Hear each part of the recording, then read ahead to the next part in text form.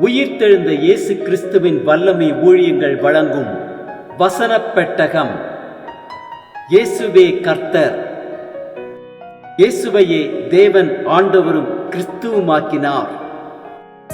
இயேசுவே ராஜாதி ராஜா, கர்த்தாதி கர்த்தா.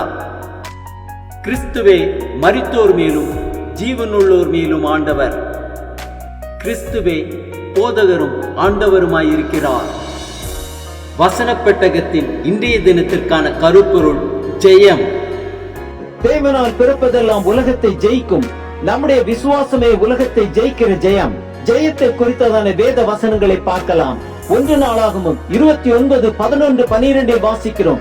கர்த்தாவே, மாட்சிமையும் வல்லமையும் மகிமையும் ஜெயமும் மகத்துவமும் உம்முடையவைகள். வானத்திலும் பூமியிலும் உள்ளவைகள் எல்லாம் உம்முடையவைகள். கர்த்தாவே, ராஜ்யமும் உம்முடையது. தேவரே, எல்லாருக்கும் தலைவராய் உயர்ந்திருக்கிறீர். ஐஸ்வர்யமும் கனமும் உம்மாலே வருகிறது. தேவரே, எல்லாவற்றையும் ஆளுகிறவர். உம்முடைய கரத்திலே சத்துவமும் வல்லமையும் உண்டு. எவரையும் மேன்மைப்படுத்தவும் பலப்படுத்தவும் உம்முடைய கரத்தினால் ஆகும். ஏசாயா 25:8 வாசிக்கிறோம். அவர் மரணத்தை ஜெயமாக விழுங்குவார். கர்த்தராகிய தேவன் எல்லா முகங்களிலுமிருந்து கண்ணீரை துடைத்து தமது ஜனத்தின் நிந்தையை பூமியில் இராதபடிக்கு முற்றிலும் நீக்கி விடுவார். கர்த்தரே இதை சொன்னார். மத்தேயு 12:20 வாசிக்கிறோம். அவர் நியாயத்திற்கு ஜெயம் கிடைக்க பண்ணுகிற வரைக்கும் நெறிந்த நாளிலை முறிக்காமலும் மங்கி எறிகிற திரியை அணைக்காமலும் இருப்பார். யோவான் 16:33 வாசிக்கிறோம்.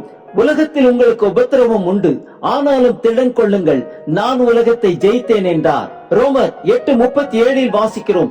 இவை எல்லாவற்றிலேயும் நாம் நம்மில் அன்பு கூறுகிறவராலே முற்றும் ஜெயம் கொள்ளுகிறவர்களாய் இருக்கிறோமே. ரோமர் 12:21 வாசிக்கிறோம். நீ தீமையினாலே வெல்லப்படாமல் தீமையை நன்மையினாலே வெல்லு. 1 கொரிந்தியர் 15:54-57 வரை உள்ள வசனங்களில் வாசிக்கிறோம். அழிவுள்ளதாகிய இது அழியாமையையும் சாவிக்கு ஏதுவாகிய இது சாவாமையையும் தரித்துக் கொள்ளும் போது மரணம் ஜெயமாக விழுங்கப்பட்டது என்று எழுதியிருக்கிற வார்த்தை நிறைவேறும். மரணமே உன் கூர் எங்கே? பாதாளமே உன் ஜெயம் எங்கே? மரணத்தின் கூர் பாவம், பாவத்தின் பலன் நியாய பிரமாணம். நம்முடைய கர்த்தராகிய இயேசு கிறிஸ்துவினாலே நமக்கு ஜெயம் கொடுக்கிற தேவனுக்கு ஸ்தோத்திரம். கொலோசியர் 2:15 வாசிக்கிறோம்.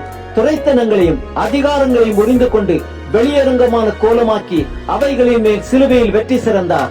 1 யோவான் 4:4 வாசிக்கிறோம். பிள்ளைகளே, நீங்கள் தேவனால் உண்டாயிருந்து அவர்களை ஜெயித்தீர்கள், ஏனெனில் உலகத்தில் இருக்கிறவனிலும் உங்களில் இருக்கிறவர் பெரியவர். எபிரேயர் 12:1 வாசிக்கிறோம்.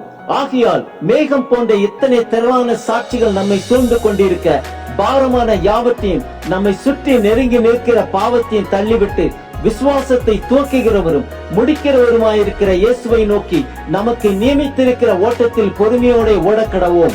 1 தீமோத்தேயு 6:12 வாசிக்கிறோம்.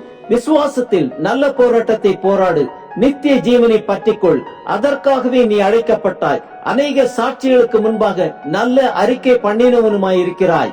1 யோவான் 5:5 வாசிக்கிறோம். இயேசுவானவர் தேவனுடைய குமாரன் என்று விசுவாசிக்கிறவனே அன்றி உலகத்தை ஜெயிக்கிறவன் யார்? 2 கொரிந்தியர் 2:14 வாசிக்கிறோம்.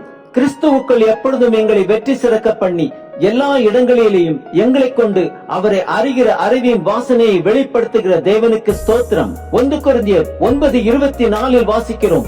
பந்தய சாலையில் ஓடுகிறவர்கள் எல்லாரும் ஓடுவார்கள், ஆகிலும் ஒருவனே பந்தயத்தை பெறுவான் என்று அறியீர்களா? நீங்கள் பெற்றுக் கொள்ளத்தக்கதாக ஓடுங்கள். பிலிப்பியர் 3:14 வாசிக்கிறோம்.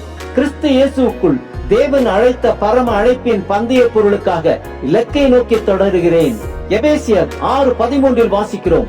ஆகையால் தீங்கு நாளிலே அவைகளை நீங்கள் எதிர்க்கவும் சகலத்தையும் செய்து முடித்தவர்களாய் நிற்கவும் திராணி உள்ளவர்களாகும்படிக்கு தேவனுடைய சர்வாயுத வர்க்கத்தை எடுத்துக் கொள்ளுங்கள்.